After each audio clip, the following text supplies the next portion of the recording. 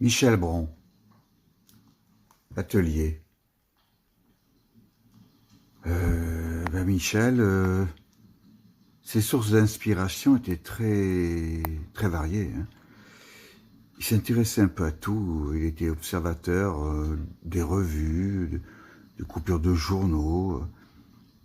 Découpait ça et puis gardait ça dans un petit coffre, hein, dans son atelier, si je me souviens bien. Il s'intéressait aussi à la photographie, hein, la photographie d'art, par exemple, notamment Diane Arbus, la photographe, avait des clichés, notamment sur la psychiatrie, le cirque, une photographie dont il s'est inspiré d'ailleurs pour faire son chapiteau, en hommage à Valérie, sa fille. Un très beau dessin, hein. Très beau lavis, à l'encre. Il a passé beaucoup de temps dessus, je me souviens, à faire tous ces cordages minutieusement. Il s'est appliqué à qu'il soit le plus correct possible dans les attaches et le gonflement de la bâche du cirque, aléatoire, avec un mouvement comme ça. Si on regarde bien le dessin, c'est plus qu'une bâche, quoi. C'est, on dirait un ventre. C'est vivant dessous, quoi. C'est, il n'y a pas que le souffle, hein.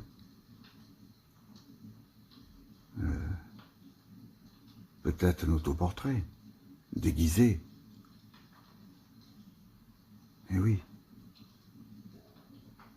Mais t'es souvent ces lanières de cuir rivées comme ça, qui encerclent les gens, hein, qui les tiennent prisonniers. Et ce tambour aussi qui traîne en bas à droite.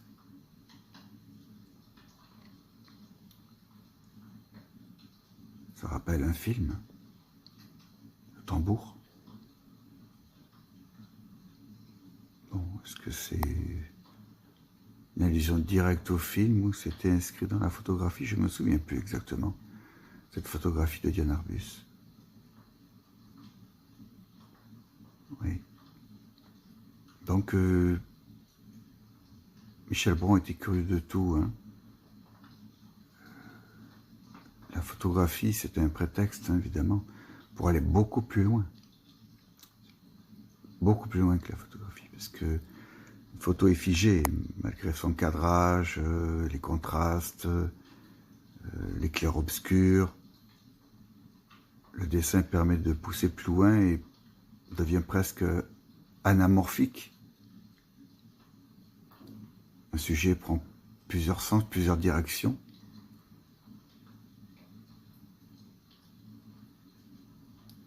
C'est un très beau dessin. Je me souviens d'un autre aussi, une péniche. Un format assez grand, allongé tout en longueur,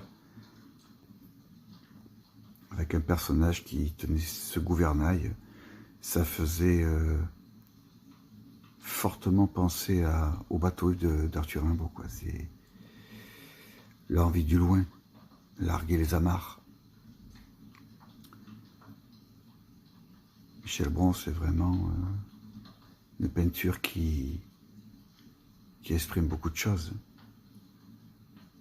Je me souviens d'une anecdote, j'étais venu avec un petit dessin, j'étais dans les prémices, hein, de cette peinture clair-obscur, en 1982, 83, et un jour il m'a dit, bah, tu sais Patrick, si tu as quelque chose à dire, il faut le dire, on va pas te mettre en prison, hein. Il faut passer à la douane de temps en temps. Bon, j'avais pris au mot, puis j'avais dessiné, j'avais peint une barrière douanière avec une valise ouverte au sol. C'était la nuit. Et il y avait comme une vapeur incandescente qui s'échappait de cette valise. Et j'avais estimé à ce moment-là que le tableau était fini, hein. Eh ben pour lui, non. Il m'a dit, tu permets que je le retouche un petit peu? Il a pris son pinceau. Il a chargé en encre, une encre noire, peinture noire, opaque, très profonde. Je lui ai dit, mais non, vas-y, montre-moi. J'avais besoin d'apprendre, de voir son cheminement psychique par rapport à mon œuvre. Il a commencé à effacer la guérite, hein, la guérite du douanier. Après, il a effacé la valise. Il ne restait plus que la barrière, à damier. Noir, blanc, noir, blanc, noir, blanc, noir, blanc, dans l'infini de la nuit. Et voilà. Pour lui, il estimait que l'œuvre était là, quoi. Dans sa synthèse. Je l'ai gardé quelque temps, ce tableau, et après, je ne sais pas, lors de plusieurs déménagements, toujours à courir à droite et à gauche, mais je l'ai perdu. C'est dommage, comme j'ai perdu les 2 premiers tableaux que j'avais fait pour l'exposition chez Roy Darbonne. Bon, c'est pareil, j'aurais voulu les avoir encore, mais bon, j'ai plus qu'un souvenir.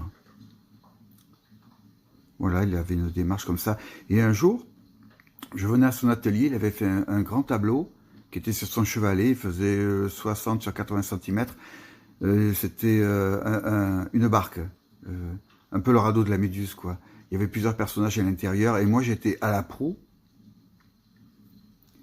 Et je me suis reconnu la main la main sur mes oreilles, pour m'empêcher d'écouter certainement le chant des sirènes. Et je criais. Et il m'a dit, tiens, là c'est toi, là. Ça me fait rire. C'était tout à fait ça, d'ailleurs. Eh bien, quand je suis revenu le lendemain matin, eh bien, il avait pratiquement tout effacé, hein.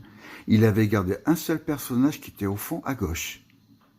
Et tout le reste était en clair-obscur dans le sombre. Et on pensait à tous ces personnages qui étaient dessous, qui ne demandaient qu'à réapparaître. C'était extraordinaire. Non, vraiment, Michel Bron, c'est grand, hein. C'est très grand.